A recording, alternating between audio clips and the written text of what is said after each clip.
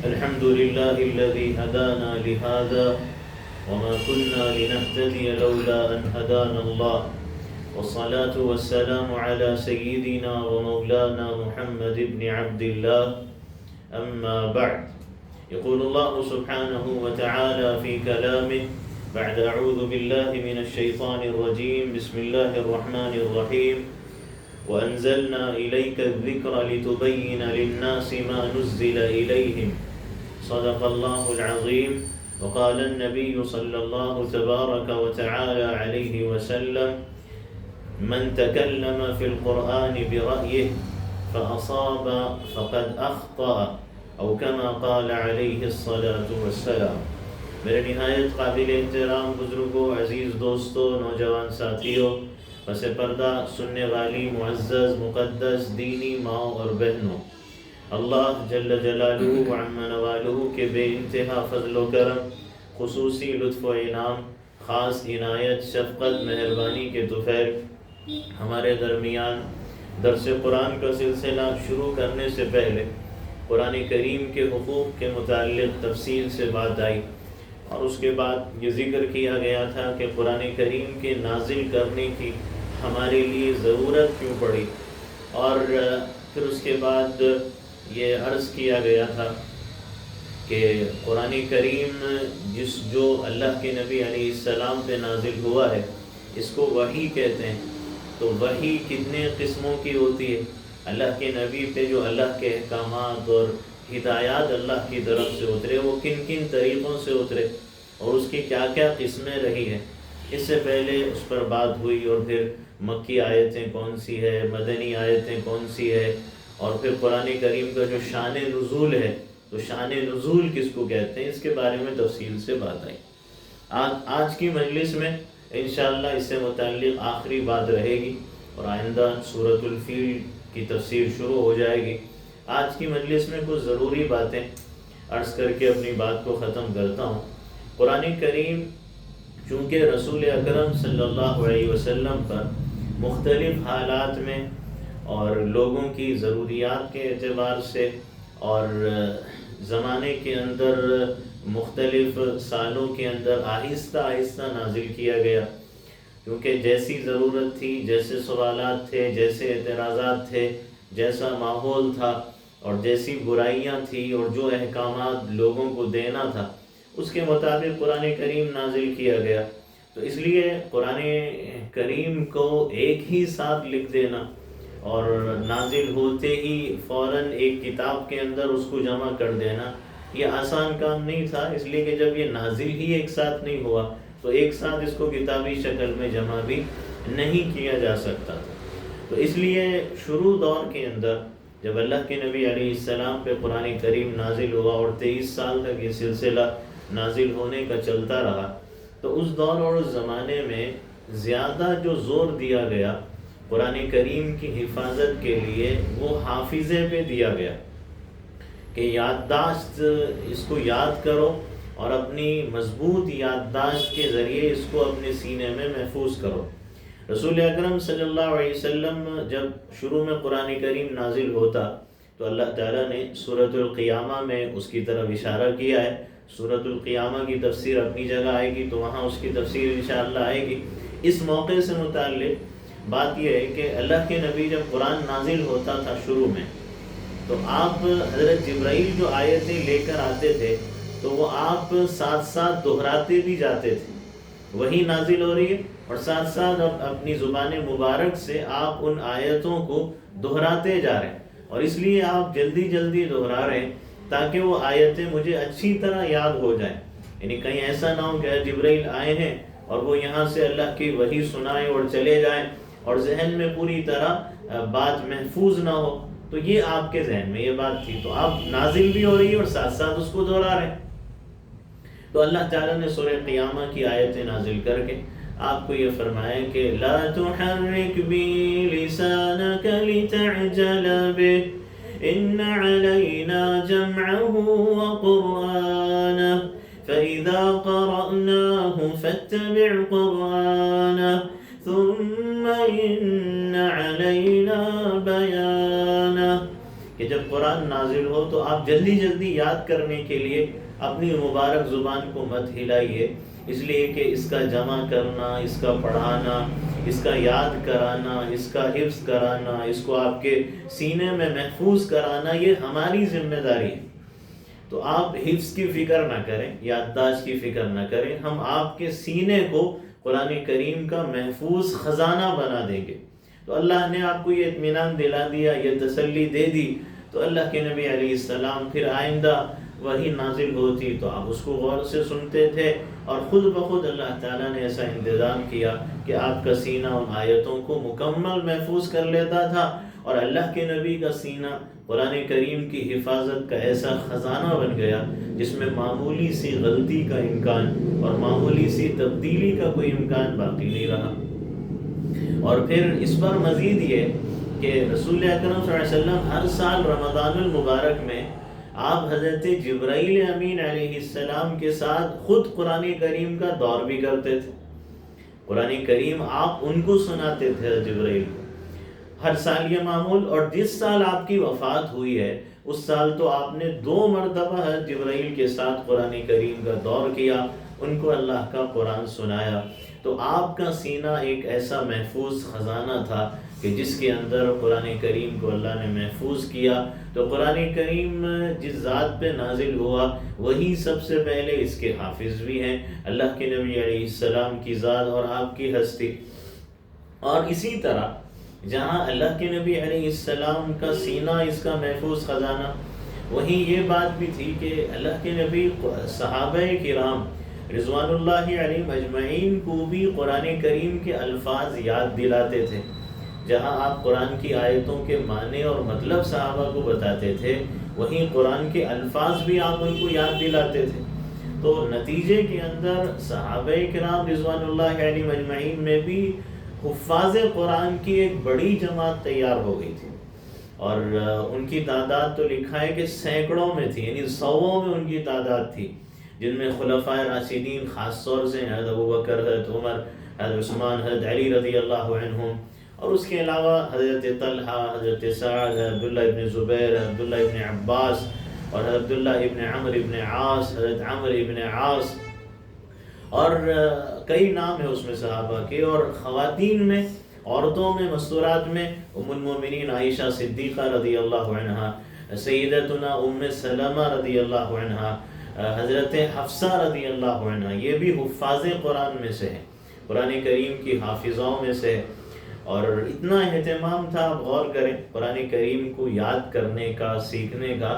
کہ بعض عورتوں نے، صحابیات نے تو نکاح کے موقع پر جب رشتے کی پیشکش ہوئی یا اپنی طرف سے بیان دیا تو اپنے جن سے نسبت طے ہو رہی تھی ان شوہروں کو یہ پیغام دیا کہ ہمیں تم سے کسی مہر کے پیسے کی کوئی ضرورت نہیں ہے، بس تم ہم کو قرآن یاد دلا دینا اور قرآن سکھا دینا، یہی ہم اپنے لیے مہر سمجھیں گے، اور اس سے بڑی ہمارے لیے کوئی دولت اور سرمایہ نہیں ہے۔ جیسے ام سلیم رضی اللہ عنہ جو تھی حضرت انس ابن مالک رضی اللہ عنہ کی والدہ، جن کے پہلے شوہر ابو انس مالک ابن نضر تھے، حضرت ام سلیم پہلے ایمان لائیں، وہ اپنے شوہر کو سمجھاتی رہیں، مالک ابن نضر کو وہ نہیں مانے اور چلے گئے ملک شام، اور وہیں ان کا انتقال ہو گیا۔ تو پھر بعد میں حضرت ام سلیم رضی اللہ عنہا کو رشتے کا پیام آیا ابو طلحہ کی طرف سے، جو کہ اس وقت مسلمان نہیں تھے۔ تو حضرت ام سلمہ بیوگی کے زمانے میں ایک بیوہ عورت ہے، اور بچہ جن کا یتیم ہے حضرت انس ابن مالک رضی اللہ عنہ، تو ایسی عورت کو تو رشتے کی ضرورت ہوتی ہے، اور وہ بیوگی کی حالت میں زندگی کیسے گزارتی ہے وہ خود جانتی ہے۔ ایسے موقع پہ کوئی رشتہ پیش کرے تو اس کو محض یہ کہہ کے ٹھکرا دیا کہ تم چونکہ ایمان والے نہیں، اس لیے میرا اور تمہارا نکاح حلال نہیں، حرام اور ناجائز ہے۔ اپنے بیٹے کی بھی ایسی تربیت کی انس ابن مالک کی کہ پہلے شوہر غصے میں آتے حضرت ام سلیم پہ کہ تم باپ کے خلاف بیٹے کو اپنے دین پہ چلا رہی ہو، لیکن حضرت انس نے اپنی ماں کی سنی۔ خیر یہاں تک کہ ابو طلحہ کو جب یہ کہا تو ابو طلحہ سے کہا کہ ایمان لاؤ گے تو نکاح ہو سکتا ہے ورنہ نہیں۔ تو آخر کار ایسے دعوت دی، ایسی نصیحت کی، اور خطوط کے ذریعے، خطوط اور لیٹرز کے ذریعے ایسے ایمان سمجھائے۔ ایک عورت، ایک خاتون ایک اللہ کی بندی اور صحابیہ، اور وہ سمجھا رہی ہیں یہاں تک کہ ابو طلحہ ایمان لے آئے اور وہ اسلام میں داخل ہو گئے، تو ام سلیم نے کہا کہ مہر کچھ نہیں چاہیے، بلکہ تمہارا ایمان لانا ہی مہر سمجھا جائے گا۔ یعنی ان کے پاس جو اہمیت تھی وہ ایمان کی تھی اور اعمال کی تھی اور قرآن کریم کی تھی، کہ ایمان لانا مہر کافی ہے، قرآن سیکھا تو یاد دلا تو یہی ہمارے لیے مہر کے طور پہ کافی۔ تو یہ صورتحال ان کی تھی۔ تو اس سے اندازہ لگایا جا سکتا ہے کہ مردوں میں کتنا شوق تھا قرآن یاد کرنے کا، عورتوں میں کتنا ذوق تھا قرآن حفظ کرنے کا۔ سیدنا عبادہ ابن صامت رضی اللہ عنہ فرماتے ہیں کہ جب اللہ کے نبی علیہ السلام اور صحابہ مکے سے مہاجرین ہجرت کر کے مدینہ آئے اور مدینہ ہی میں رہنے لگے، تو بعض لوگ وہ ہوتے تھے کہ جو دیہاتوں سے آتے تھے، بعض یا مکے کے رہنے والے، جیسے مکہ فتح ہونے کے بعد کئی لوگ آئے تو وہ مدینہ آتے تھے، تو اللہ کے نبی ان کو ہمارے حوالے کر دیتے اور ان کو مسجد میں ٹھہرا دیتے، اور آپ فرماتے انصار مدینہ سے کہ تم اس کو قرآن سکھاؤ، قرآن یاد دلاؤ۔ تو حضرت عبادہ فرماتے ہیں کہ قرآن سیکھنے اور یاد کرنے والے اور حفظ کرنے والوں کی تعداد اور ان کی کثرت اتنی بڑھ گئی مسجد نبوی میں کہ قرآن یاد کرنے اور سیکھنے سکھانے کی آوازوں کا اتنا شور اور اتنی آوازیں مسجد نبوی میں بلند ہونے لگی کہ اللہ کے نبی کو روکنا پڑا کہ ذرا اپنی آوازوں کو بس کر لو اور اپنی آوازوں کو کم کر لو۔ یعنی قرآن سیکھنے والے، یاد کرنے والے، حفظ کرنے والے، اور وہی ان کی زبانوں پہ قرآن کریم کے الفاظ سجے ہوئے، تو یہ ذوق اور شوق ان کی زندگی کے اندر تھا۔ تو اس سے اندازہ ہوتا ہے کہ قرآن کریم کو صحابہ نے کیسے حفظ کیا، کیسے محفوظ کیا اور کیسے یاد رکھا، کتنا ذوق اور شوق ان کے اندر تھا۔ تو اس لیے اس دور اور اس زمانے کے اندر قرآن کریم کی حفاظت کا جو سب سے بڑا ہتھیار تھا اور سب سے بڑا ذریعہ تھا وہ حفظ تھا، اور لوگوں کی ذہانت تھی اور لوگوں کے سینے تھے جس میں قرآن کو اللہ تعالیٰ نے جس کی قرآن کو محفوظ رکھنے کا جس میں اللہ تعالیٰ نے انتظام کیا۔ اس لیے بھی کہ وہ زمانہ ایسا تھا کہ لکھنے پڑھنے کا زمانہ نہیں تھا، یعنی اکثریت وہ تھی کہ جو لکھنا پڑھنا نہیں جانتی تھی، کوئی اسکول کالج نہیں، یونیورسٹی نہیں، کوئی تعلیم اور تربیت کا باقاعدہ انتظام نہیں تھا، اور اس زمانے میں کوئی پریس کے ذرائع بھی موجود نہیں تھے کہ چلو طباعت کا اور چھپائی کا اور پبلشنگ کا کام کیا جائے اور زیادہ سے زیادہ لکھ دیا جائے اور چھاپ دیا جائے۔ تو پریس کے ذرائع بھی جیسے آج کے دور میں ہیں ویسے اس دور و زمانے میں موجود نہیں تھے۔ اور پھر عرب کا جو حافظہ تھا وہ ایسا تھا کہ ایک ایک آدمی ہمارے لیے تو یعنی اگر شعر و شاعری کی بات بھی اگر کر لی جائے، عربی تو عربی ہے، شاعری تو ہر زبان میں ہے، اگر اردو میں بھی کوئی شعر سنا دیا جائے اور اس مجلس میں سنا دیا جائے تو اگلی مرتبہ وہ ہمارے ذہن سے نکل جاتا ہے، اور بعض تو ایسے ہوتے ہیں کہ اسی مجلس میں ان کو یاد نہیں رہتا کہ کیا شعر سنایا گیا اور ابھی کیا بات چند منٹ پہلے کہی گئی ہے۔ لیکن عرب کی صورتحال یہ تھی کہ اگر ایک مجلس میں اور ایک ہی وقت میں 1000 اشعار کا قصیدہ سنایا جاتا، 100 نہیں 1000 اشعار اس کے اندر ہوتے اور پورا مل کے ایک قصیدہ ہوتا، یعنی کسی ایک ٹاپک اور موضوع پہ اشعار ہیں اور وہ پہنچ گئے 1000 کی تعداد میں، تو ایک بار اگر کوئی عربی سن لیتا تو اس کو زندگی بھر یاد رکھتا تھا۔ یہ حافظہ عرب کے پاس تھا، اور وہ نسب ناموں کا بھی اندازہ کریں۔ اب ہمارے پاس تو صورتحال یہ ہے نا کہ کئی لوگ تو ایسے ہیں کہ جن کو دادا کے نام کا بھی پتہ نہیں، پردادا سکڑ دادا تو خیر آگے کی بات ہے، یہ صورتحال ہوتی ہے۔ لیکن عرب کے پاس اپنا شجرہ نسب، اپنے دادا پردادا سکڑ دادا، یہ تو انسانوں کے نسب نامے وہ تو یاد رکھتے ہی تھے، اس کے علاوہ وہ گھوڑوں تک کے نسب نامے یاد رکھتے تھے، گھوڑوں تک کا نسب اور خاندان ان کو یاد ہوتا تھا۔ تو وہ حافظہ اللہ نے عرب کو عطا فرمایا تھا جس کی مثال دنیا میں کوئی پیش نہیں کر سکتا، اور جن کے حافظے کا، جن کے میموری پاور کا، ذہانت کا مقابلہ نہیں کیا جا سکتا۔ تو اس لیے اس دور کے اندر قرآن کریم کی حفاظت کے لیے سب سے زیادہ محفوظ جو ذریعہ سمجھا گیا وہ حفظ کو سمجھا گیا، لوگوں کے سینوں کو سمجھا گیا۔ البتہ یہ بات بھی اپنی جگہ درست ہے کہ اللہ کے نبی علیہ السلام کے دور کے اندر آگے چل کے اللہ کے نبی علیہ السلام سے قرآن کریم کو سن کے جیسے صحابہ نے یاد رکھا، ویسے صحابہ نے اس کو اپنے پاس لکھا بھی ہے۔ یعنی زیادہ اہتمام تو حفظ کا ہوا، لیکن ایسا نہیں ہے کہ بالکل اللہ کے نبی کے دور میں قرآن لکھا ہی نہیں گیا، بلکہ باقاعدہ قرآن لکھا گیا ہے. لیکن لکھنے کی صورتحال یہ تھی کہ سیدنا زید ابن ثابت رضی اللہ عنہ یہ فرماتے ہیں کہ اللہ کے نبی پہ وحی نازل ہوتی، قرآن کی کوئی آیت اتر گئی، کوئی سورت اتر گئی، تو جب کوئی آیت اترتی تو اللہ کے نبی جب وحی کا نازل ہونا ختم ہو جاتا، جبرائیل چلے جاتے، تو آپ فرماتے ہیں کہ زید کوئی چیز لے کر آؤ جس پر قرآن کی اس آیت کو لکھ دیا جائے. تو زید فرماتے ہیں کہ میں کوئی مونڈے کا ٹکڑا، یعنی جانور کی کوئی ہڈی کا ٹکڑا ہوتا یا کوئی پتا ہوتا درخت کا، میں وہ لے کر آتا تھا اور پھر اس پر اس قرآن کریم کی آیت کو لکھ دیا کرتا تھا. لیکن فرماتے ہیں کہ میری حالت لکھتے وقت بھی ایسی ہوتی تھی کہ یوں محسوس ہوتا تھا کہ میری ٹانگ ٹوٹ جائے گی، میرا پیر ٹوٹ جائے گا. لکھتے وقت اور نقل کرتے وقت میری یہ کیفیت ہوتی تھی. تو اس سے معلوم ہوتا ہے کہ اللہ کے نبی نے صحابہ سے قرآن کریم کو لکھوایا بھی ہے، لیکن یہ لکھوانا اس طرح تھا کہ چونکہ اس دور میں کاغذ بہت کم تھا، کاغذ تھا لیکن بہت کم تھا، جس کی وجہ سے زیادہ تر چمڑے کے پارچوں یا جانور کی ہڈیوں یا درخت کے پتوں یا بانس کے ٹکڑوں یا چمڑے کے سیلوں یا پتھروں کے اوپر اس طرح قرآن کریم کو لکھا گیا تھا. اور جو لکھا گیا تھا اس کی صورتحال یہ تھی کہ کسی صحابی کے پاس ایک آیت لکھی ہوئی ہے، کسی کے پاس ایک سورت لکھی ہوئی ہے، کسی کے پاس 5 سورتیں لکھی ہوئی ہیں، کسی کے پاس 10 سورتیں لکھی ہوئی ہیں. یہ صورتحال تھی، یعنی قرآن کریم لکھا گیا تھا اور پورا لکھا گیا تھا. اللہ کے نبی کے دور زمانے ہی میں جیسے پورا قرآن یاد کیا گیا، ویسے پورا قرآن لکھایا بھی اللہ کے نبی نے نہیں، بلکہ صحابہ کہتے ہیں کہ اللہ کے نبی خود فرماتے تھے کہ یہ جو آیت اتری ہے اس آیت کو فلاں صورت میں فلاں آیت کے بعد لکھو. تو باقاعدہ آپ کا یہ حکم ہوتا تھا، لیکن ایک جگہ یہ جمع نہیں تھا، الگ الگ ٹکڑے، الگ الگ ہڈیاں، الگ الگ پتے، اور ایک صحابی کے پاس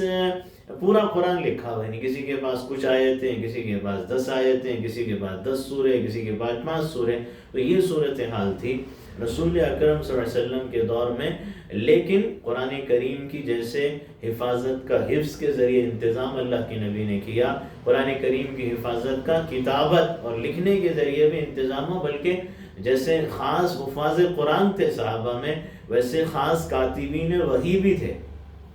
وہی لکھنے والے بھی خاص صحابہ ہیں، جس میں خلفائے راشدین چاروں حضرات ہیں. اس کے علاوہ حضرت معاویہ ہیں، حضرت خالد ابن الولید ہیں، حضرت مغیرہ ابن شعبہ ہیں، حضرت ابان ابن سعید ہیں، مختلف صحابہ رضی اللہ عنہ اجمعین جو خاص کاتبین وحی تھے. حضرت معاویہ رضی اللہ عنہ بھی وہ حفاظ قرآن میں سے بھی ہیں اور قرآن لکھنے والوں میں سے بھی ہیں. تو یہ طریقہ کار چلتا رہا اللہ کے نبی علیہ السلام کے دور میں، ایک حفظ اور ایک لکھنے کا یہ طریقہ. یہاں تک کہ رسول اکرم صلی اللہ علیہ وسلم دنیا سے تشریف لے گئے تو سیدنا ابو بکر صدیق رضی اللہ عنہ کا جب دور آیا تو حضرت ابو بکر کے دور میں حضرت زید ابن ثابت رضی اللہ عنہ فرماتے ہیں کہ حضرت ابو بکر کے دور میں ہوا یہ کہ اچانک ایک قاصد میرے پاس آئے، کہنے لگے کہ خلیفۃ المسلمین نے آپ کو یاد کیا ہے، بلایا ہے. تو کہنے لگے ٹھیک ہے چلو میں آتا ہوں، آپ چلیے میں آ رہا ہوں. تو کہتے ہیں میں پہنچا تیزی سے، کیا بات ہے،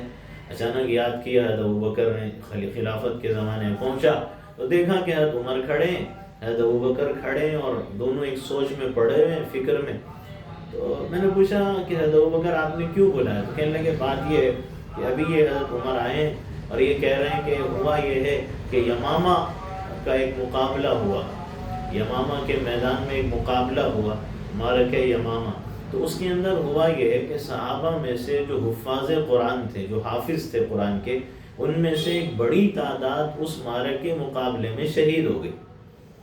تو حضرت عمر آئے اور مجھ سے یہ کہہ رہے ہیں کہ اگر اس طرح آہستہ آہستہ حفاظ قرآن ختم ہو گئے تو پھر کہیں ایسا نہ ہو کہ قرآن کریم کا حصہ جو لوگوں کے سینوں میں محفوظ ہے تو کہیں وہ ہمارے پاس سے کسی طرح ختم نہ ہو جائے اور اس کی وجہ سے ہمیں مصیبت اور مشکل پیش نہ آئے. کیونکہ زیادہ جس پہ اعتماد اور بھروسہ تھا وہ قرآن کے حافظوں ہی پہ تھا. تو اگر ان کی تعداد اس طرح گھٹتے گھٹتے ختم ہو گئی تو قرآن کریم کی حفاظت کا انتظام کیسے ہوگا؟ تو یہ سوچ میری ہے اور اس لیے میں آپ کے پاس آیا ہوں۔ تو حضرت عمر نے حضرت ابوبکر سے یہ کہا اور کہہ کے یہ کہا کہ آپ ایک کام یہ کریے کہ قرآن کریم جہاں بھی، جس کے پاس بھی، جتنا بھی، جس حصے میں، جس انداز میں بھی جمع ہے، آپ وہ سارا اپنے پاس بلائیے، جمع کروائیے اور سب کو ایک جگہ آپ جمع کر دیجئے اور ترتیب کے ساتھ جمع کر دیجئے تاکہ آسانی ہو لوگوں کو، اور قرآن کے حافظ بھی اگر نہ رہے تو قرآن اس طرح ہمارے پاس جمع رہے کہ لوگوں کے لیے اس کا پڑھنا آسان رہے اور ایک محفوظ شکل میں ہمارے پاس پوری طرح باقی رہے، ہمیں کسی قسم کا کوئی اندیشہ خطرہ نہ رہے۔ تو حضرت عمر کہنے لگے کہ زید یہ آ کے مجھ سے یہ کہنے لگے حضرت عمر، تو میں نے یہ کہا کہ خدا کی قسم ہوئے میں وہ کام ہرگز نہیں کروں گا جو رسول اکرم صلی اللہ علیہ وسلم نے نہیں کیا۔ اللہ کے نبی نے جو کام نہیں کیا وہ کام میں کیسے کر سکتا ہوں؟ یعنی اللہ کے نبی بھی چاہتے تو آپ اس طرح جمع کرا دیتے سارا ترتیب کے ساتھ، لیکن آپ نے اس طرح جمع کرانے کا اہتمام تو نہیں کیا، تو ابوبکر وہ کام کیسے کرے جو اللہ کے نبی نے نہیں کیا؟ یعنی صحابہ کے ذہن میں یہ بات ہمیشہ رہتی تھی کہ کہیں ایسا نہ ہو کہ دین کے نام پہ ہم اپنی طرف سے کوئی ایسی چیز شروع کر دیں کہ جس کا اللہ کے نبی کے طریقے اور سنت سے تعلق نہ ہو، کہیں یہ بدعت نہ ہو جائے۔ یعنی صحابہ جو بھی قدم اٹھاتے، جو بھی عمل کرتے، تو دیکھتے یہ تھے کہ کیا اللہ کے نبی کا نمونہ اس میں موجود ہے، کیا آپ کی سنت طریقہ یہی تھا، اس سے ہٹ کے نیا کام تو نہیں ہو رہا۔ تو یہی احساس ان کے اندر تھا، لیکن حضرت عمر بار بار حضرت ابوبکر سے کہتے رہے کہ واللہ انہ لخیر، واللہ انہ لخیر، کہ خلیفۃ المسلمین اللہ کی قسم یہ کام بہتر کام ہے، یہ کام بہتر کام ہے، یہ اچھا کام ہے، یہ بھلا کام ہے، بار بار سمجھاتے رہے، یہاں تک کہ ابوبکر نے فرمایا کہ اللہ نے میرا سینہ کھول دیا اور مجھے بھی یہ بات سمجھ میں آ گئی کہ ہم یہ جو کام کر رہے ہیں قرآن کی حفاظت کے لیے کر رہے ہیں، اپنی طرف سے دین میں کوئی نئی چیز شروع نہیں کر رہے۔ بات واقعی حضرت عمر کی صحیح ہے، میں نے تمہیں اس لیے بلایا ہے کہ تم بھی اللہ کے نبی کے دور میں قرآن لکھتے رہو اور باقاعدہ تم آپ کے حکم سے لکھتے رہو، اور پھر دوسری بات یہ کہ زید تم نوجوان آدمی بھی ہو، سمجھدار آدمی بھی ہو، اور بات یہ ہے کہ اللہ تعالیٰ نے تم کو قرآن کے حفظ کی دولت سے بھی نوازا ہے، قرآن لکھتے بھی رہے، تم پہ اعتماد بھی ہے اور ہمیں تم پہ بھروسہ بھی ہے، تو لہٰذا تم ایک کام کرو کہ حضرت عمر کے ساتھ تم لگ جاؤ اور اس طرح قرآن کو جمع کرنے کا اہتمام کرو۔ حضرت زید کہتے ہیں کہ میں نے کہا خلیفۃ المسلمین اللہ کی قسم وہ کام جو اللہ کے نبی نے نہیں کیا میں وہ کیسے کروں؟ حضرت زید کہتے ہیں کہ اگر حضرت ابوبکر پہاڑ اپنی جگہ سے ہٹانے کا حکم دیتے یا پہاڑ اپنے اوپر اٹھانے کا حکم دیتے، جو ایک ناممکن سی بات تھی، لیکن اگر وہ حکم بھی دیتے تو شاید وہ بھی کرنے چلا جاتا، وہ میرے لیے آسان ہوتا، لیکن وہ کام جو اللہ کے نبی نے نہیں کیا میں وہ کیسے کر سکتا ہوں؟ حضرت ابوبکر بھی حضرت زید کو ویسے ہی سمجھاتے رہے جیسے حضرت عمر حضرت ابوبکر کو سمجھاتے رہے کہ نہیں زید کام تو بہتر ہے، قرآن کی حفاظت کے لیے ہے، اللہ کے کلام کی حافظ قرآن اگر شہید ہو گئے تو کیا ہوگا، ان کی اگر وفات ہو گئی اور تو کیا ہوگا۔ اب لوگوں کے پاس مختلف انداز میں جمع، ایک جگہ جمع نہیں، تو کہتے ہیں کہ یہاں تک کہ حضرت ابوبکر کے سمجھانے سے اللہ نے فشرح اللہ لی صدری، اللہ نے میرا سینہ بھی کھول دیا۔ میں نے کہا ٹھیک ہے میں یہ کام کروں گا، البتہ آپ اعلان یہ کرا دیجئے کہ صحابہ کے اندر کہ جس کے پاس جتنا بھی قرآن کریم لکھا ہو اور جس جس حصے پہ لکھا ہو وہ سارا لا کر خلیفۃ المسلمین کے یہاں جمع کرا دے۔ تو یہ اعلان ہوا برسر عام مدینہ منورہ میں، تو ہر صحابی ایک آیت ہے، آیت کا ٹکڑا ہے، سورت ہے، سورتیں ہیں، وہ چمڑے پہ ہو، وہ ہڈیوں پہ ہو، وہ پتوں پہ ہو، وہ بانس کے ٹکڑوں پہ ہو، یا کاغذ کے پاس باز تھے بہت کم کاغذ کے ٹکڑے، وہ سارے لے کر آئے اور یہاں لا کے جمع کر دیا۔ اب جب یہاں لا کے جمع کیا تو سیدنا زید ابن ثابت رضی اللہ عنہ کا طریقہ کار یہ تھا کہ جو بھی آیتیں صورتیں لے کر آتے تو ان سے قبول جو کرتے تھے وہ اس طرح کرتے تھے کہ سب سے پہلے حضرت زید خود بھی حافظ قرآن تھے،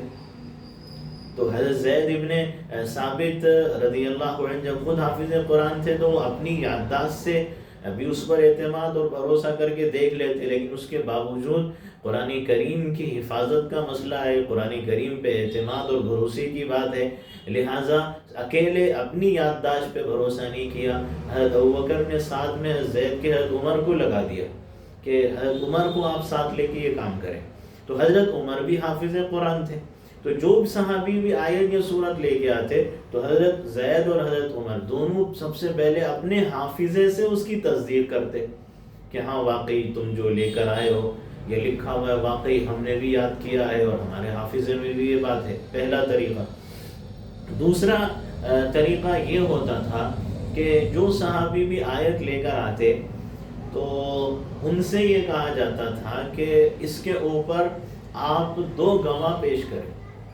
یعنی 2 گواہ کا مطلب یہ کہ ایک بات تو یہ کہ اللہ کے نبی نے آپ کو لکھوایا تھا، ہاں لکھوایا تھا، تو آپ کو جب اللہ کے نبی نے لکھوایا تھا آپ اکیلے تھے یا اس وقت اور بھی کوئی صحابہ میں موجود تھے، تو پوچھتے یہ تھے کہ تمہارے پاس تمہارے ساتھ کوئی اور گواہ ہیں جو اس وقت موجود تھے،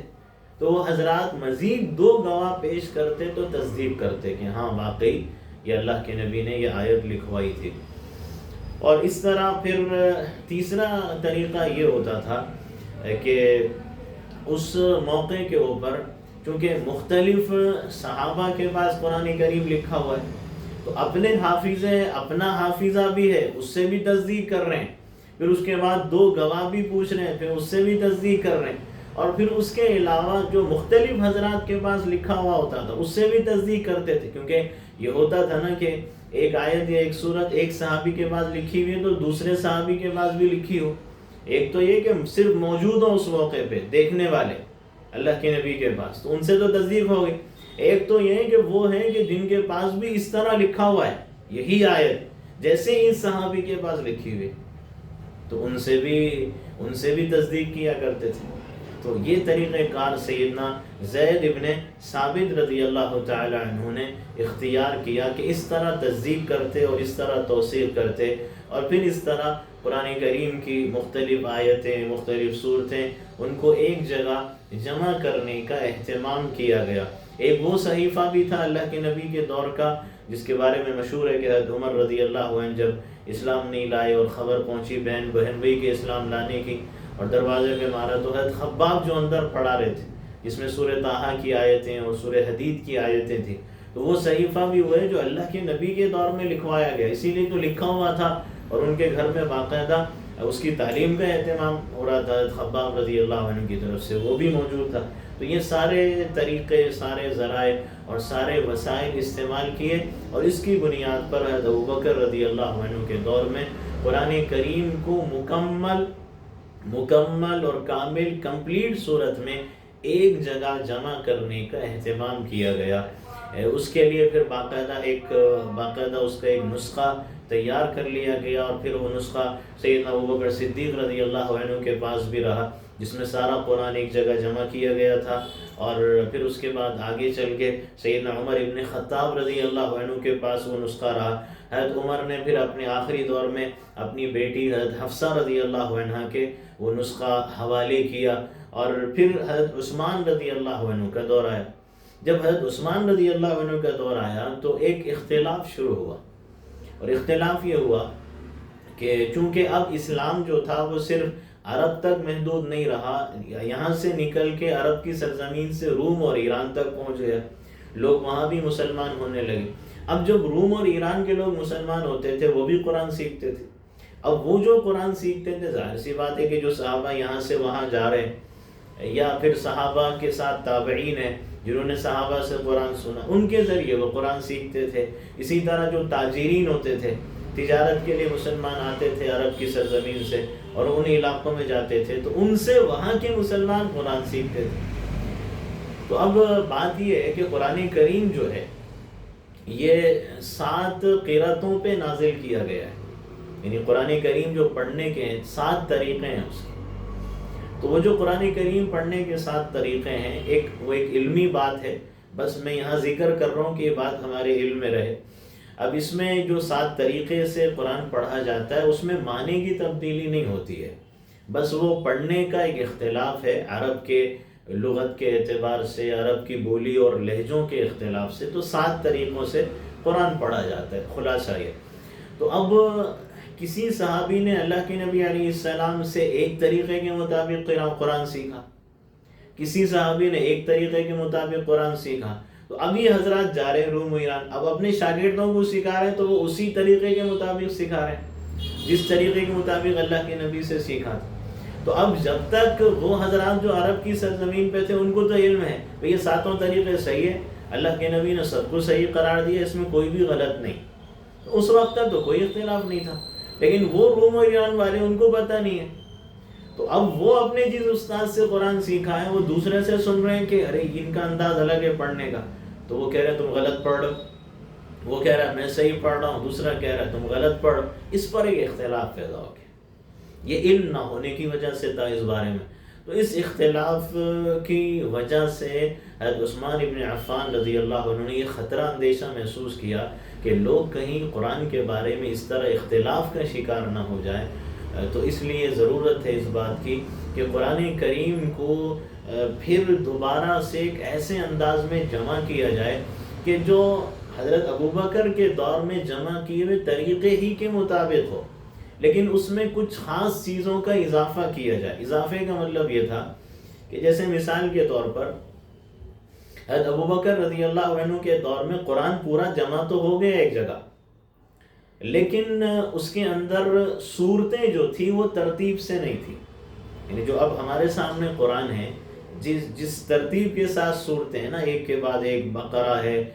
سورہ بقرہ، آل عمران، نساء، یہ جو ترتیب ہے، تو قرآن تو سارا جمع کر دیا لیکن یہ جو ترتیب ہے وہ نہیں تھی، تو حضرت عثمان رضی اللہ عنہ نے یہ اس ترتیب کے ساتھ جمع کیا، ایک کام یہ ہوا۔ اور دوسرا کام یہ کیا کہ قرآن کریم کو لکھا اس انداز میں کہ اس میں جتنے 7 طریقے ہیں اگر کوئی پڑھنا چاہے اس کو تو 7 طریقوں کے مطابق اس کو پڑھ سکے، اس انداز میں اس کو کہتے ہیں رسم الخط، یعنی لکھنے کا ایسا طریقہ کہ جس میں ساری قرأتیں سما سکیں۔ مثال کے طور پہ قرآن کریم میں ایک جملہ ہے ننشزوہا، اب یہ جو ننشزوہا ہے تو اس کے لکھنے کا طریقہ کیا ہے؟ ننشزوہا، نون نون، اب نون نون میں کیا یہ کہ اب اس کے اندر کیا یہ کہ نون نون شین زا ہا الف ہے، تو اب اس کی ایک قرأت ہے ننشزوہا اور ایک قرأت ہے ننشروہا، جو ہم پڑھتے ہیں وہ ننشزوہا ہے، وہ بھی درست ہے اپنی جگہ، اور ننشروہا وہ بھی اپنی جگہ درست ہے، دونوں کا مطلب ایک ہی بنتا ہے۔ یعنی ایک واقعہ ہے اس میں جس میں ایک روایت ہے کہ عزیر علیہ السلام کی طرف اشارہ ہے کہ وہ چلے تھے اور بیت المقدس کی بستی تباہ ہو گئی، تو انہوں نے کہا کہ یہ تباہی کے بعد اللہ اس کو کیسے زندہ کرے گا، یقین تھا زندہ کرنے کا آبادی کا طریقہ کیا ہو، تو اللہ تعالیٰ نے ان کو 100 سال کے لیے موت دے دی، 100 سال کے بعد دوبارہ اللہ نے ان کو اٹھایا اور اللہ نے پوچھا کہ آپ کتنے دیر یہاں رہے، تو کہا 1 دن یا آدھا دن، یعنی صبح اگر میں نکلا تھا تو اب تو شام ہی ہوئی ہے، تو اللہ تعالیٰ نے فرمایا کہ نہیں آپ 100 سال اسی حالت میں رہے، بلکہ آپ کو موت آ گئی تھی، آپ چونکہ عزیر اس وقت کھانا بھی لے کر چلے تھے اور ساتھ میں پینے کے لیے چیز بھی لے کر چلے تھے، تو اللہ تعالیٰ نے فرمایا کہ دیکھو یہ اسی طرح برقرار ہے، انگور بھی تھا اس میں، انجیر بھی تھا، اللہ چاہے حفاظت کرے بغیر ڈیپ فریزر کے، اللہ تعالیٰ اس کو گلنے سڑنے سے محفوظ رکھے، اس کا نظام انتظام ہے۔ اب انسان نے بھی اگر یہ تیار کیا ہے ڈیپ فریزر تو اللہ کے دیے ہوئے عقل اور دماغ سے کیا، تو یہ تو خراب نہیں ہوا، لیکن آپ کا جو گدھا ہے، سواری جو تھی، اس کو آپ دیکھیں، کیونکہ ہم اس کو قدرت کی ایک نشانی بنا کے پیش کرنا چاہتے ہیں۔ آپ یہ دیکھیے اس کے ہڈیاں بکھر گئے، ہڈیاں بھی اس کی بکھر گئی، وہ تو مر چکا تھا، لیکن آپ دیکھیں کہ وانظر الی العظام کیف ننشزها، آپ دیکھنا اس کی ہڈیوں کو ہم کیسے اٹھاتے ہیں،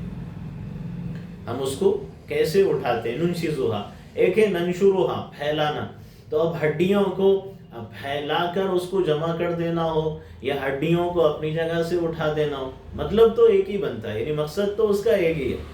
تو اس سے مطلب میں تبدیلی واقع نہیں ہوتی۔ تو اب لکھا اس انداز میں کہ اگر کوئی ننشروہا پڑھنا چاہے تو ننشروہا پڑھنا چاہے تو ننشروہا پڑھ سکے، ننشزوہا پڑھنا چاہے تو ننشزوہا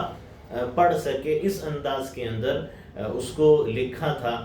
جیسے قرآن کریم کے اندر ایک جو آج مغربی ممالک جو ہیں، مغربی افریقہ کے جو لیبیا، موراکو، الجیریا وغیرہ تیونس کے جو ممالک کنٹریز ہیں، وہاں پہ مالکی یوم الدین جیسے ہم پڑھتے ہیں تو وہ ملکی یوم الدین پڑھتے ہیں.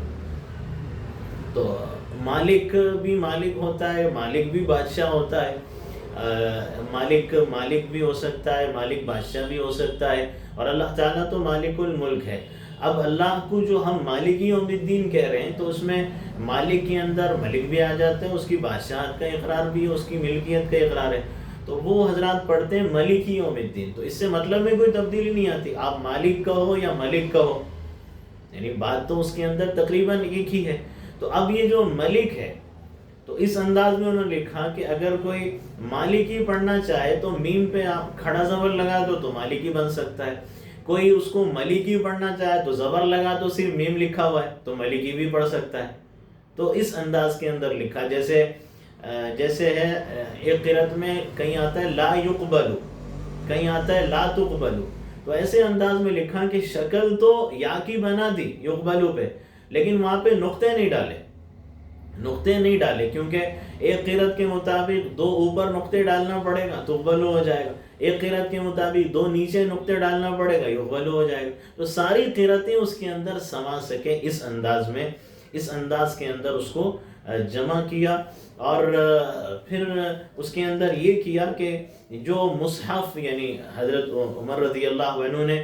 بی بی حفصہ رضی اللہ عنہا کے بعد جو محفوظ رکھا تھا اس کو سامنے رکھا اور سامنے رکھ کر اس سے پوری طرح سے اس سے نقل کیا ہے. تو یہ اہتمام کیا گیا عثمان رضی اللہ عنہ کے دور میں، چونکہ حضرت حفصہ رضی اللہ عنہ کے بعد اس کا ایک ہی نسخہ تھا جو حضرت ابوبکر نے جمع کرایا تھا. تو ضرورت اس کی یہ تھی کہ اب یہ ایک نسخہ ہے اور ایک نسخہ کدھر ہے؟ مدینہ طیبہ میں. تو اب مدینے کے جو لوگ ہیں اور عرب والے ان کے لیے تو خیر آسان ہے، وہ جانتے ہیں بھئی یہ بھی قرأت ہے، یہ بھی قرأت. باہر والوں کے لیے کیا کیا جائے؟ تو حضرت عثمان نے فرمایا کہ اس کی کاپیاں تیار کرو،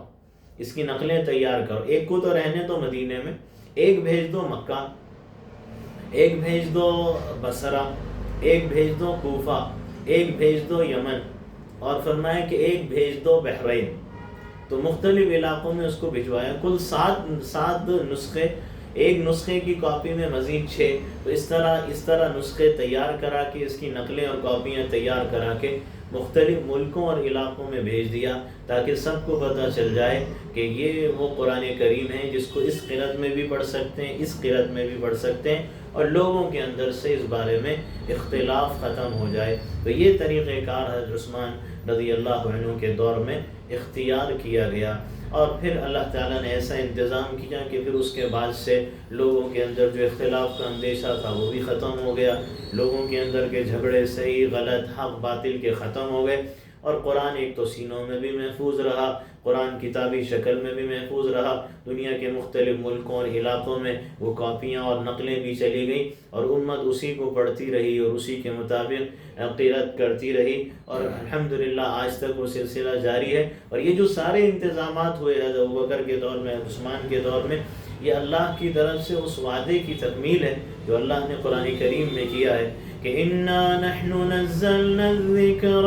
وَإِنَّا لَهُ لَحَافِظُونَ، کہ بے شک ہم نے ہی یہ قرآن اتارا ہے اور ہم ہی اس کی حفاظت کرنے والے ہیں. تو حفاظت کا انتظام اللہ نے خلفاء راشدین کے دور میں ہی کر دیا، کیونکہ بعد میں لوگ آتے تو ہر ایک دوسرے کو جھٹلاتا رہتا، اور صحابہ کو کون جھٹلا سکتا تھا جنہوں نے اللہ کے نبی پہ وحی اترتے ہوئے دیکھی ہو، جنہوں نے خود اپنے ہاتھوں سے لکھا ہو اور خود اپنے سینوں میں محفوظ کیا. تو اسی دور میں اللہ نے سارے انتظامات کر دیے تاکہ آگے کوئی اختلاف اور جھگڑا باقی نہ رہے. تو یہ قرآن کی حفاظت کے انتظام کے متعلق کچھ باتیں تھیں.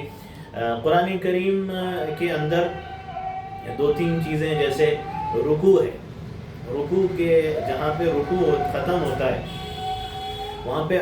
آپ نے دیکھا ہے، آپ جانتے ہیں قرآن کی تلاوت ہم جب کرتے ہیں تو عین لکھا ہوا ہوتا ہے. تو عین کا مطلب ہوتا ہے رکوع، رکوع میں آخر میں عین ہے تو اس کی طرف اشارہ ہے. تو اب اس بارے میں علماء نے لکھا ہے کہ زیادہ صحیح بات یہ ہے کہ یہ صحابہ کرام رضوان اللہ علیہم اجمعین کے دور کے بعد آگے تابعین کے دور میں یہ ہوا کہ لوگوں کے لیے آسانی رہے کہ کہ اگر کوئی ایک قرآن کریم کا ایک حصہ پڑھ کے رکوع کرنا چاہتا ہے تو اس کے لیے آسانی رہے کہ بھئی یہاں پہ عین ہے، اس کا مطلب یہ کہ ایک مضمون پورا ہو گیا ہے یہاں پہ، چونکہ ایک جگہ جو مضمون ہوتا ہے، جو ٹاپک ہے اس کے اندر، وہ پورا ہو جاتا ہے، تو جیسے ہی وہ پورا ہو جاتا ہے تو وہاں پہ عین لکھا ہوا ہے کہ یہاں پہ ایک موضوع، ایک ٹاپک، ایک مضمون ختم ہو گیا، لہٰذا اگر آپ یہاں پہ رکوع کرنا چاہو تو رکوع کر سکتے ہو۔ یہ اس کی طرف اشارے کے طور پر آگے چل کے یہ ترتیب رکھی گئی اور اس کے اندر یہ لکھنے کا اہتمام کیا گیا، عین سے ایک اشارہ کہ رکوع کرنا ہے کر لو، ایک مضمون یہاں پہ ایک ٹاپک ختم ہو گیا۔ اب دوسری بات، قرآن کریم میں یہ بھی ہم دیکھتے ہیں کہ یہ لکھا ہوتا ہے حزب یا منزل، حزب لکھا ہوتا ہے یا منزل لکھا ہوتا ہے، تو یہ حزب یا منزل کے بارے میں لکھا ہے کہ صحابہ اور تابعین کا معمول یہ تھا کہ وہ ہر ہفتے میں ایک قرآن کریم ختم کر لیا کرتے تھے، تو اس حساب سے قرآن کریم کو 7 احزاب یا 7 منزلوں پہ تقسیم کیا گیا، یعنی اگر کوئی قرآن کریم کو ختم کرنا چاہے ایک ترتیب کے اعتبار سے تو ایک ہفتے میں ایک منزل پڑھ لے، دوسرے ہفتے میں دوسری پڑھ لے، وہ 7 ہفتوں کے اندر اس کا قرآن مکمل ختم ہو سکتا ہے۔ رہی تیسری بات کہ یہ پارہ کیا ہے، 1 پارہ، 2 پارہ، تیسرا پارہ، اس کے بارے میں بھی صحیح بات یہی ہے کہ آگے کے دور میں، یعنی صحابہ کے بعد کے دور میں آسانی، تعلیم کی آسانی کے لیے، یعنی بچوں کو اب قرآن کریم یاد کرانا ہے یا ناظرہ پڑھوانا ہے تو بھی آسانی ہو جائے ان کے لیے تعلیم کے اندر کہ یہ 1 پارہ تم پڑھ چکے ہو، 1 پارہ تمہیں یاد ہو چکا ہے، تو وہ تعلیم کی سہولت اور اس کی آسانی کے لیے یہ جز اور پارے کی ترتیب اس کے اندر یہ صحابہ کے دور کے بعد رکھی گئی، اور اس ترتیب کے رکھنے سے قرآن کریم میں کوئی فرق نہیں پڑتا، یہ صرف ایک سہولت کے لیے، آسانی کے لیے اور تعلیم کے لیے۔ یہ بات آخری بات کر کے اپنی بات کو ختم کرتا ہوں۔ قرآن کریم کی انشاءاللہ اب تفسیر شروع کی جائے گی آئندہ جمعرات سے، تو قرآن کریم کی جو تفسیر ہے، تفسیر کا مطلب ہوتا ہے کھولنا، اور تفسیر کا ایک علم ہے باقاعدہ، اور علم تفسیر اس علم کو کہتے ہیں جس میں قرآن کے معنی بیان کیے جائے، قرآن کے احکام اور قرآن کی حکمتوں کو کھول کھول کے واضح کیا جائے، اس کو کہتے ہیں تفسیر کا علم۔ اس میں یہ بات ذہن میں رہے کہ قرآن کریم کی یہ جو تفسیر ہے یہ کوئی معمولی بات نہیں ہے، یعنی ہر کس و ناقص کو، ہر ایک کو اختیار نہیں ہے قرآن کریم کی تفسیر کرنے کا، اس لیے کہ جیسے بعض لوگوں کو دیکھا جاتا ہے کہ ترجمہ تھوڑا پڑھ لیتے ہیں تو وہ قرآن کی تفسیر شروع کر دیتے ہیں، بعض لوگ وہ ہیں جو تھوڑی عربی جان لیتے ہیں تو مفسر قرآن اور مدرس قرآن بن جاتے ہیں۔ حالانکہ غور کرنے کی بات یہ ہے کہ صحابہ کرام سے زیادہ قرآن کریم کو جاننے والا کون ہوگا، لیکن وہ صحابہ یہ کہتے ہیں، عبداللہ ابن عمر رضی اللہ عنہ فرماتے ہیں کہ مجھے سورہ بقرہ یاد کرنے میں 8 سال لگ گئے۔ سورہ بقرہ یاد کرنے میں 8 سال؟ بھئی وہ تو حافظ قرآن تھے، اور پھر ان کا سینہ اور ان کا ذہن عرب کا حافظہ اللہ نے دیا، پھر 8 سال کیوں لگے؟ علماء نے یہی بات لکھی ہے اس کے اندر کہ صحابہ جو تھے وہ قرآن کریم کو یہ نہیں تھا کہ صرف پڑھ لیا ہے اور صرف سن لیا ہے اور یہ دعویٰ کر لیا کہ ہم قرآن پوری طرح سمجھ گئے، بلکہ باقاعدہ وہ قرآن کریم کی پوری تعلیم، اس کے معنی، اس کے مطلب، اس کی تفسیر کو، اس کے علمی باتیں بھی اور عملی باتیں بھی ساری اللہ کے نبی کی تعلیم میں، آپ کی صحبت میں، آپ کی تربیت میں رہ کر وہ سیکھتے تھے، جس کی وجہ سے یہ فرماتے ہیں کہ 8 سال مجھے سورہ بقرہ یاد کرنے میں لگے، کیونکہ وہ یاد کرنا محض رٹ کے یاد کرنا نہیں تھا، پورا سمجھ کے یاد کرنا تھا۔ اور عثمان ابن عفان، عبداللہ ابن مسعود رضی اللہ عنہ فرماتے ہیں کہ ہماری تو صورتحال یہ ہوتی تھی کہ ہم 10 آیتیں سیکھتے تھے، 10 آیتیں، پھر اس کے بعد آگے بڑھتے تھے، اور 10 آیتیں کیسے سیکھتے تھے کہ فَتَعَلَّمْنَا الْقُرْآنَ وَالْعِلْمَ وَالْعَمَلَ جَمِيعًا، قرآن بھی سیکھ رہے ہیں اور ان 10 آیتوں کی علمی باتیں بھی، عملی باتیں ساری اللہ کے نبی علیہ السلام سے سیکھ رہے ہیں۔ انس ابن مالک رضی اللہ عنہ تو فرماتے ہیں کہ اگر صحابہ میں کسی کو سورہ بقرہ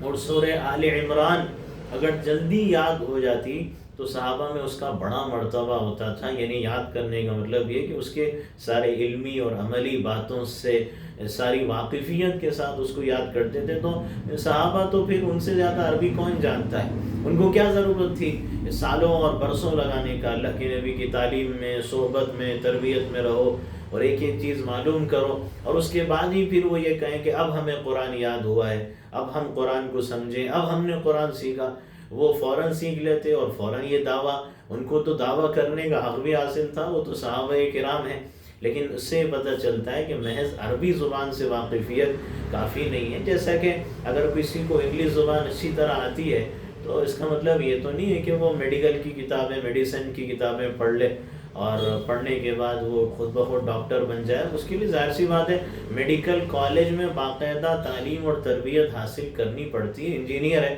تو اس کو بھی انجینئرنگ کی کتابیں پڑھ کے اگر کہیں میں انجینئر ہوں تو تباہی ہوگی، تو اس کو بھی باقاعدہ انجینئر کو انجینئر بننے کے بعد بھی تعلیم اور تربیت حاصل کرنی پڑتی ہے۔ تو پھر قرآن کوئی لاوارث کتاب ہے کہ اس کے لیے کوئی تعلیم اور تربیت کی ضرورت ہی نہ ہو، اس لیے علماء نے لکھا ہے کہ باقاعدہ نحو، صرف، بلاغت، ادب، عربی گرامر، پھر اس میں تفسیر ہے، تفسیر کرنے کے اصول ہے، فقہ مسائل، پھر اس اصول فقہ ہے، اس کے اندر پھر اس کے علاوہ حدیث کا علم ہے، عقیدے کا علم ہے، اور اس طرح سیرت کا علم ہے، تاریخ کا علم ہے۔ یہ سارے علوم جب تک نہ ہو، جب تک قرآن کریم کی تفسیر کا حق ہر کسی کو حاصل نہیں۔ آخری بات یہ کہ بعض لوگ جو سورہ قمر کی آیت ہے اس میں اللہ تعالیٰ نے فرمایا کہ وَلَقَدْ يَسَّرْنَا الْقُرْآنَ لِلذِّكْرِ فَهَلْ مِن مُدَّكِرٍ، کہ ہم نے قرآن کو آسان کر دیا ہے نصیحت حاصل کرنے کے لیے، ہے کوئی نصیحت حاصل کرنے والا؟ تو بعض حضرات یہ سمجھتے ہیں کہ اور یہ کہتے بھی ہیں کہ اللہ فرما رہا ہے آسان ہے، تو پھر آپ یہ کیوں کہہ رہے ہیں کہ ہر ایک قرآن کی تفسیر نہیں کر سکتا، اس کو نہیں سمجھا سکتا، ہر ایک نہیں سمجھ سکتا؟ بات یہ ہے کہ قرآن کریم میں اللہ خود فرما رہا ہے کہ ہم نے نصیحت کے لیے آسان کیا ہے۔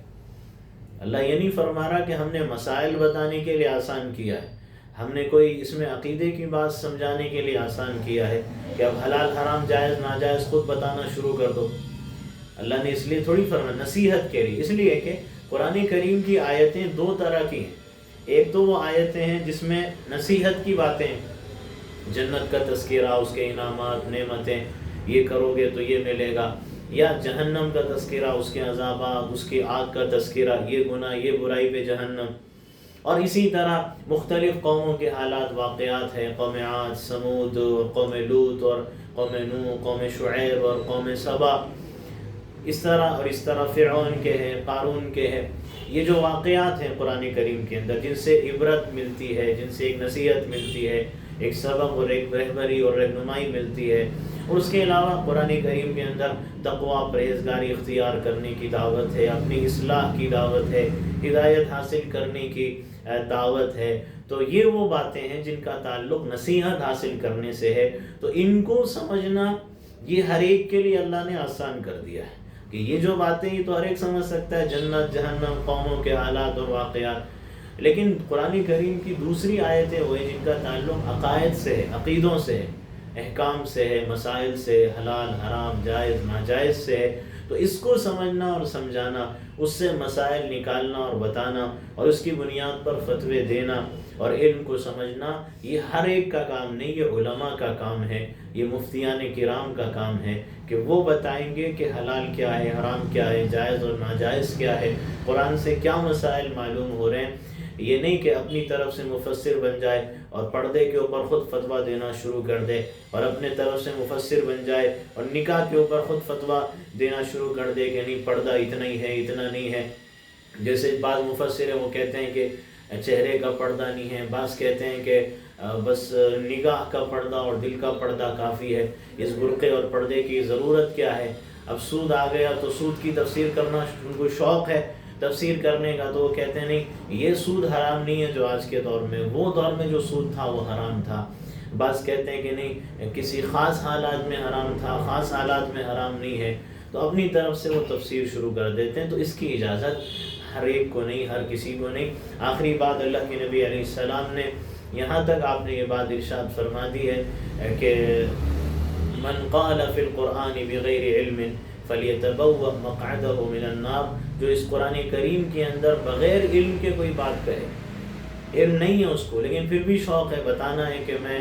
بہت بڑا مفسر ہوں قرآن کا، میں بہت بڑا اسکالر ہوں اسلامک، تو بتانا ہے اس کو، ورنہ لوگ کہیں گے ان کو یہ نہیں معلوم۔ تو بغیر علم کے جو قرآن میں کوئی بات کہے گا، اللہ کے نبی نے فرمایا وہ اپنا ٹھکانہ جہنم میں بنا لے۔ اور ایک روایت میں فرمایا من تکلم فی القرآن برأیہ فاصاب فقد اخطأ، ابو داؤد اور نسائی کی روایت ہے کہ اللہ کے نبی نے فرمایا کہ جو قرآن میں اپنی رائے سے کوئی بات کہے، اپنی رائے سے، ایک ہوتا ہے علماء کی رائے، مفتیان نظام کی رائے، اور وہ قرآن اور سنت کی روشنی میں ہوگی، یا صحابہ اور تابعین کے ان کی جو رائے ہے اس کی روشنی میں ہوگی، یا قرآن کو سمجھانے کے لیے ہوگی، لیکن علم نہیں ہے لیکن قرآن میں اپنی رائے سے کوئی بات کہہ رہا ہے، تو اللہ کے نبی نے فرمایا کہ اگر وہ صحیح بات بھی کہے تب بھی اس نے غلطی کی، تب بھی وہ خطا پہ اور غلطی پہ ہے، کیونکہ رائے دینے کا، اپنی رائے بیان کرنے کا ہر ایک کو حق حاصل نہیں ہوتا، اسی کو ہوتا ہے جو قرآن کے علوم پر، قرآن کے علم پر پوری نظر رکھتا ہے اور پوری واقفیت اور معلومات اس بارے میں رکھتا ہے۔ تو یہ کچھ ضروری باتیں تھیں جو عرض کر دی گئی ہیں، انشاءاللہ تعالی آئندہ سورۃ الفیل کی تفسیر شروع کی جائے۔